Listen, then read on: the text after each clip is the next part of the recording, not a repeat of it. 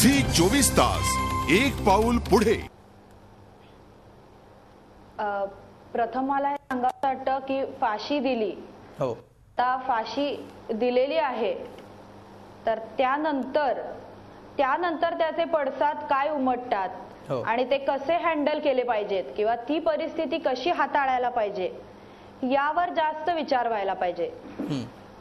फाशी दिली, अफजल गुरुला फाशी दिली गेली हे कायद्याच्या चौकटीत राहूनच केलं गेलं होतं, कारण आपली राज्यघटना आणि कायदे मंडळ न्याय व्यवस्था ही प्रचंड अजूनही भक्कम आहे। त्यामुळे जरी एखादा माणूस हा दोषी जोपर्यंत ठरत नाही आणि पूर्ण ती प्रोसिजर कायद्याची जोपर्यंत पूर्ण होत नाही तोपर्यंत त्याला दोषी ठरवलं जात नाही, आणि हाच आपला न्याय व्यवस्थेचा इतिहास आहे। बिलकुल। त्यामुळे आता फाशी दिलेली आहे, तर त्यानंतर त्याचे काय पडसाद उमटतात आणि सर्व स्तरांची कशी जबाबदारी आहे याच्यावर हाताळलं पाहिजे। बिलकुल, हे प्रश्न तर महत्त्वाचे आहेतच, मात्र काश्मीरी जनतेमध्ये काय नेमकी मानसिकता आहे याविषयी आम्हाला महाराष्ट्रातल्या प्रेक्षकांना जाणून घ्यायचंय। काश्मीरी सर्वसामान्य नागरिक कसा बघतो या सगळ्या प्रकरणाकडे? बरोबर, काश्मीर हा प्रश्न खरोखर खूप संवेदनशील आहे आणि काश्मीरी माणसाने गेली 30 वर्ष प्रचंड भोगलेला आहे। म्हणजे त्यांचा जन्मच तिथल्या हिंसाचारात, तरुण पिढीचा जन्मच हिंसाचारात झालेला आहे आणि आता ते स्वप्न बघतायत विकासाकडे जाण्याची, आणि त्यात तुम्ही असे मुद्दे निर्माण करता आणि त्यांना एका गोंधळात टाकताय। त्यामुळे त्यांचं एक असं मत सांगता येणार नाही। आणि जर आपण इतिहास बघायला गेलो तर त्यांचं कदाचित सरकार विरोधी काही मतं असतील, पण ते राष्ट्राविरुद्ध नाहीयेत। आधी देखील असे अनेक प्रसंग आहेत की त्यांना भारतामध्ये राहायचं आहे।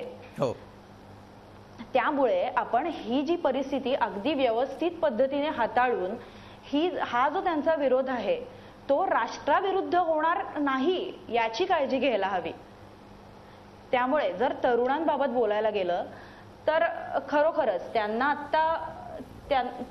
आता मुख्य प्रवाहात यायचं आहे, तर त्यांना येऊ द्यावं। बिलकुल, त्यांना मुख्य प्रवाहात यायचं आहे आणि त्याच्यामुळे अफजल गुरु आणि या सगळ्या विषयाबद्दल एक संभ्रमावस्था दिसते असं तुम्ही म्हणताय। याविषयी भरत कुमार राऊतांना बोलायचंय। राऊत सर, काय म्हणायचं?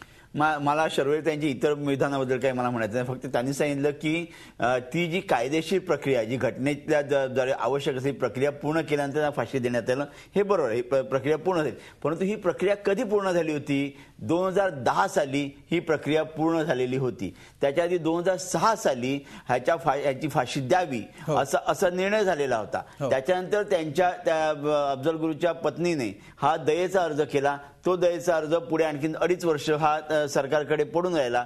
त्यानंतर सुप्रीम कोर्टाने पुन्हा हा निर्णय दिला। त्यामुळे जर न्यायालयीन प्रक्रिया जी काय म्हणताय ती 2006 सालीच पूर्णपणे पूर्ण झालेली होती। एक्सटेंडेड प्रक्रिया म्हणजे न्यायाचा विचार केल्यानंतर सुद्धा त्याच्यानंतर वाढीव प्रक्रिया जी होती ती सुद्धा त्यानंतर पूर्ण झाली होती। त्यानंतर आपल्याला 2.5 वर्ष का लागली हा खरा प्रश्न आहे, आणि ती जर 2.5 वर्ष लागली असतील तर मग आता का दिला, आता काय त्याचं कार्यवाही केली, हा दुसरा प्रश्न आहे। इतकं त्याच्यामध्ये मला म्हणायचं, काश्मीरी जनतेचा हा विषय हा माझा नाहीये।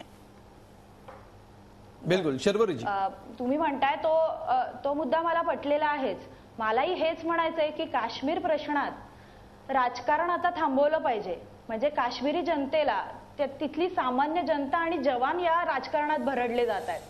त्यामुळे इतर सगळ्या विषयांमध्ये राजकारण चालू आहे तोपर्यंत ठीक आहे, आणि इतके वर्ष इव्हन काश्मीर प्रश्नात देखील राजकारण चालू आहे, तर ते कुठेतरी थांबवायला पाहिजे। कारण स्थानिक लोकांना एकत्र घेऊन, आपल्या देशातल्या लोकांना आपण एकत्र घेतलो, त्यांना बरोबर घेऊन चाललो तरच आपल्याला काय असेल ते युद्ध जिंकता येईल।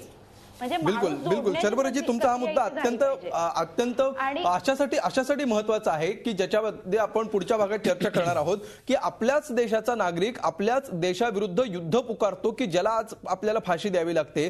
अफजल गुरुच्या फाशीचा सर्व स्तरातून त्या परिस्थितीवर ताबा मिळवण्यामध्ये, ती परिस्थिती नष्ट करण्यासाठी काय पावलं सरकारकडून गेल्या 12 वर्षात उचलली गेली? झी 24 तास एक पाऊल पुढे।